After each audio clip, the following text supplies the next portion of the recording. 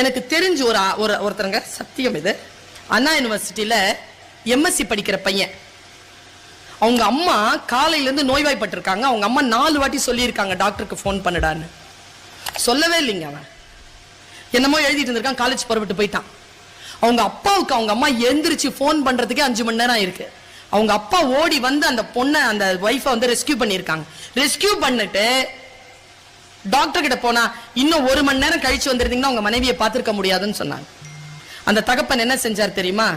தன் பையனுடைய படிப்பை நிறுத்திட்டாருங்க. அவ்வளவு பெரிய தண்டனை கொடுத்திருக்க வேண்டாம் அப்படின்னு நீங்க நினைக்கிறீங்களா? கிடையாது. கல்வி என்பது என்ன தெரியுமா? தன் பெற்றோர்களையும் இந்த சமூகத்தையும் பார்த்து கொள்ளுகின்ற பொறுப்புக்கு பேர் தாங்க கல்வி. சுயநலமாக பிள்ளைகளை வளர்ப்பதற்கு பெயர் கல்வி அல்ல. என் தாயையும் தகப்பனையும் நான் பார்த்துக் கொள்வேன்னு சொல்றதுக்கு பேர் தாங்க நல்ல பிள்ளை.